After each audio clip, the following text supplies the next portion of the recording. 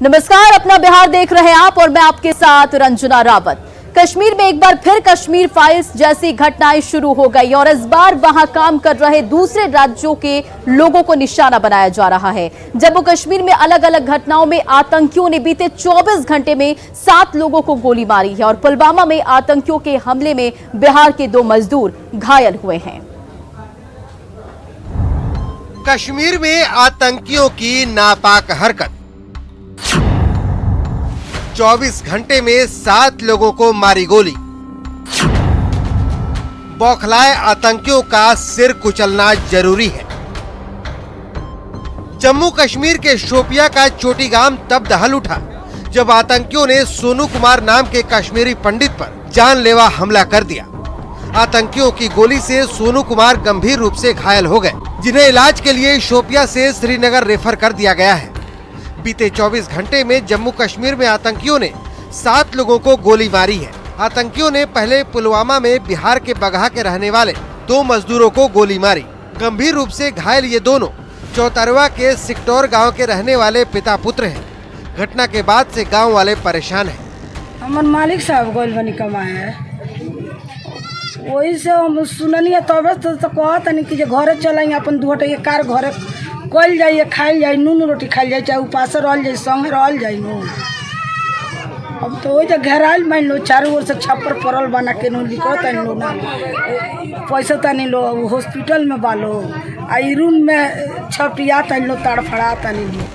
वहीं श्रीनगर के लाल चौक से सटे मायसूमा इलाके में सोमवार को आतंकियों की ओर से किए गए दिन दहाड़े हमले में सीआरपीएफ का एक जवान शहीद हो गया, जबकि एक अन्य घायल है। जबकि राजौरी जिले के नौशेरा में एलओसी से घुसपैठ को नाकाम बनाते हुए सेना ने घुसपैठियों को मार गिराया। आतंकियों की ये नापाक हरकत कश्मीर फाइल्स फिल्म का साइड इफेक्ट है। फिल्म की चर्चा देश भर में तेज होने के बाद आतंकी बौखला गए हैं। बौखलाए आतंकी पहले भी ऐसी हरकत कर चुके हैं। जम्मू कश्मीर में रहने वाले बिहार के लोगों को निशाना बना चुके हैं, लेकिन इससे न कभी कश्मीर में रहने वाले बिहार के लोग डरे हैं और न आगे डरेंगे। हाँ, ये तय है कि इन बौखलाए सपोलों का सिर सेना के जवान जल्द ही कुचल देंगे। Bureau report, news 18 network. मुख्यमंत्री नीतीश कुमार ने कश्मीर में आतंकवादी हमले पर दुख जताया है। उन्होंने ट्वीट किया है और ट्वीट करते हुए उन्होंने लिखा, जम्मू कश्मीर के पुलवामा में आतंकियों के द्वारा बिहार के पश्चिम चंपारण के रहने वाले 2 मजदूरों पर फायरिंग की घटना दुखद। स्थानीय आयुक्त को समन्वय स्थापित कर हमले में घायल दोनों मजदूरों के समुचित इलाज की व्यवस्था सुनिश्चित करने का निर्देश दिया है।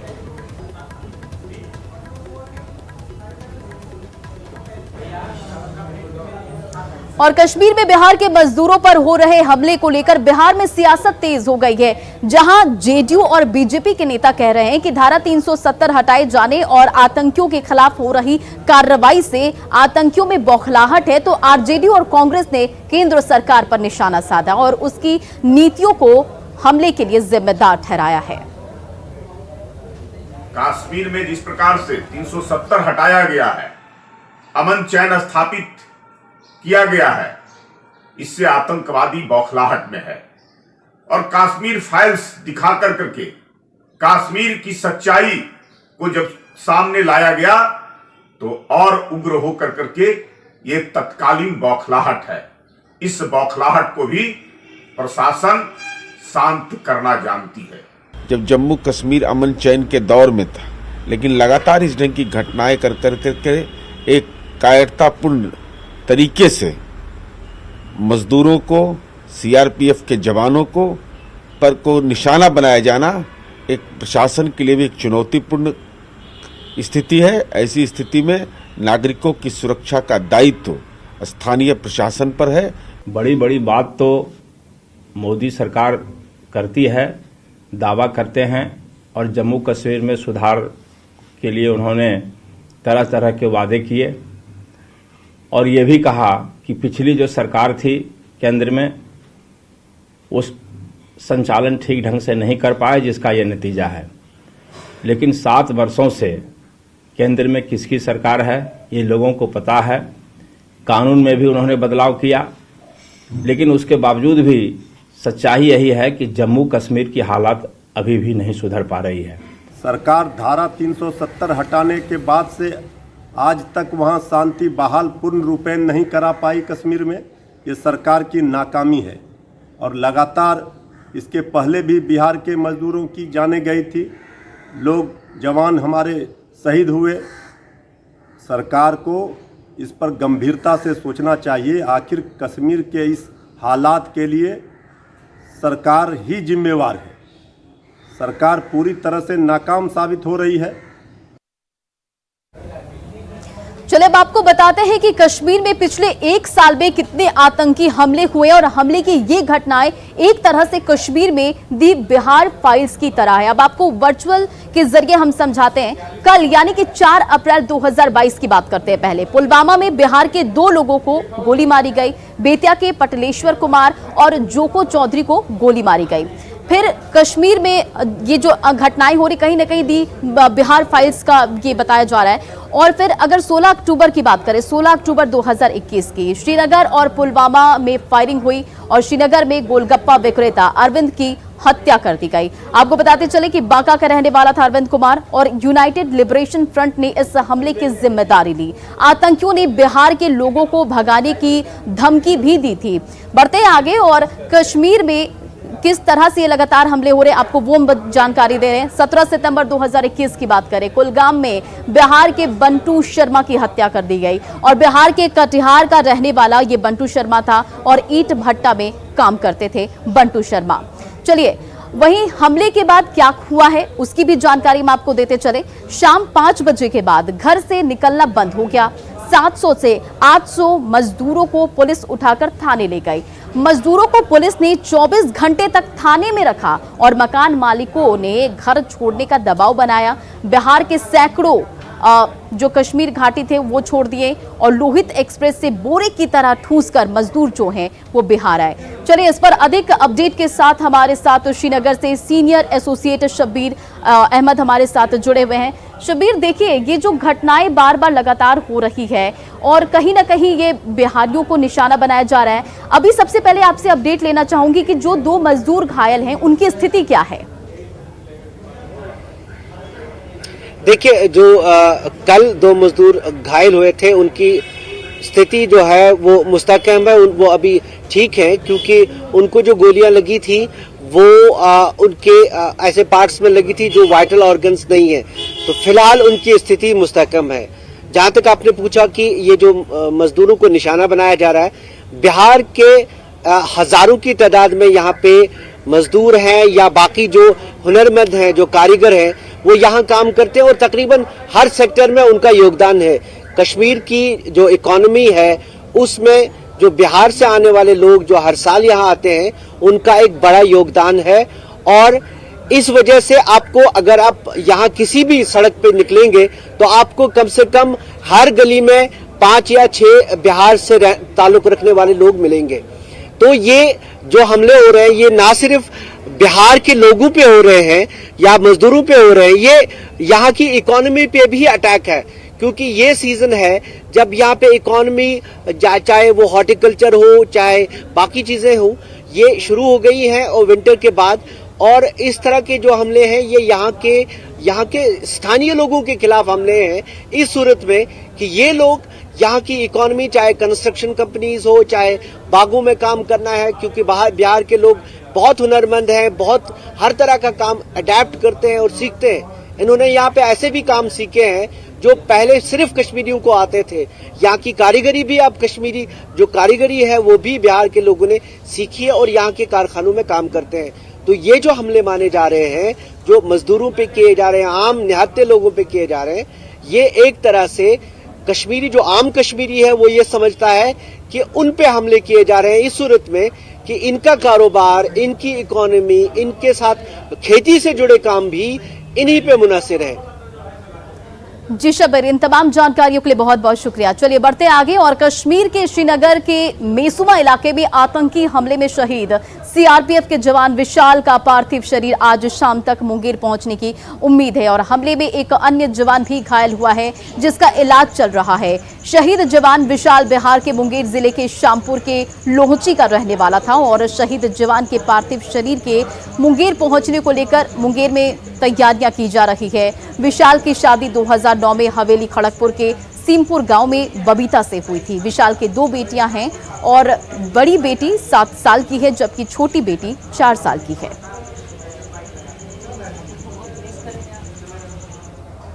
8-9 बजे फोन किए थे, हम बच्चा को तैयार कर रहे थे स्कूल में जाने के लिए, तो हम बोले रखिए अपने सब बात हुआ, फिर हम रख दिए, फिर फोन नहीं किए दोबारा। भाई पूछे कि क्या कर रही है, तो हम बोले बच्चा तैयार कर रहे हैं, अभी रखिए बाद में बात करेंगे। ये सामने मेरा छोटा छोटा बच्चा है, मेरे साथ कोई सहारा नहीं रहा, किसके सहारे हम जिएंगे, मेरा बच्चा कैसे पलाएंगे। हर किसी दिन प्रत्येक दिन किसी न किसी माँ और बाप के भाई के भाई, माँ के बच्चे, बच्चे के बाप, बच्चे के पिता, पर किसी लड़की की उसके हस्बैंड वो जो है कि बिछड़ रहे हैं, उनके साथ क्या बीतेगा। और बड़ी खबर नालंदा से सामने आ रही है जहां सड़क हादसे में 3 युवकों की मौत की खबर सामने आ रही। तो ये बड़ी खबर आपको नालंदा से बता रहे जहां सड़क हादसे में 3 युवकों की मौत हो गई है। 2 बाइक में जोरदार टक्कर और बाइक सवार 3 युवकों की मौत की खबर सामने आ रही है। आपको बताते चले कि राजगीर के राम हरिपिंड गांव के पास की ये घटना बताई जा रही है। तो नालंदा से इस वक्त की बड़ी खबर जहां सड़क हादसे में बाइक सवार 3 युवकों की मौत हो गई है और ये पूरी घटना जो है वो राजगीर के राम हरिपिंड गांव के पास की बताई जा रही है।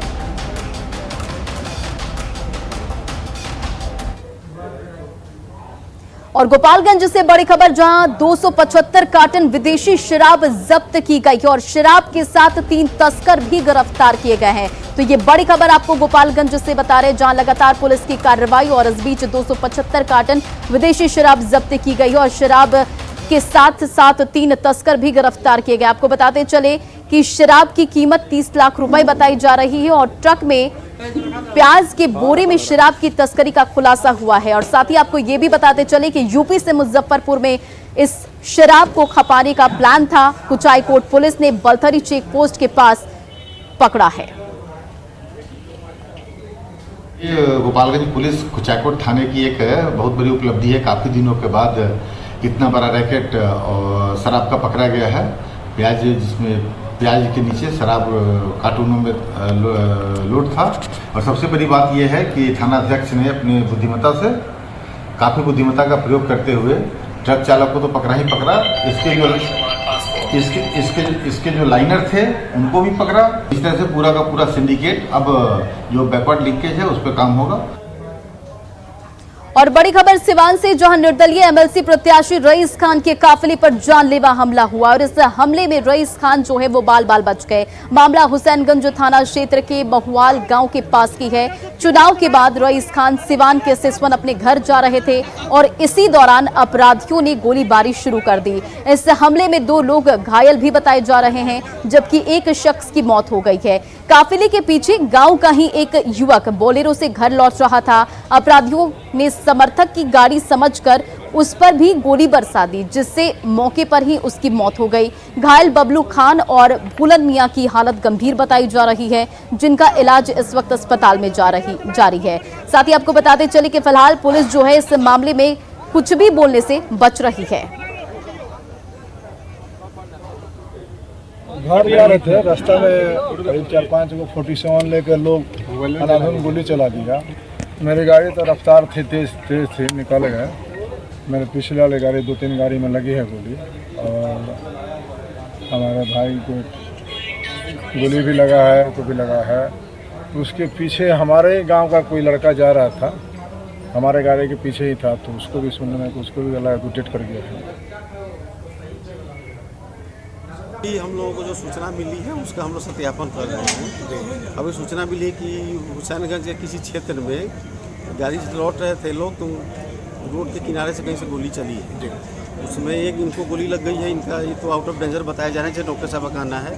एक और आदमी को लगी है, शायद सदर हॉस्पिटल में उसका इलाज चल रहा है।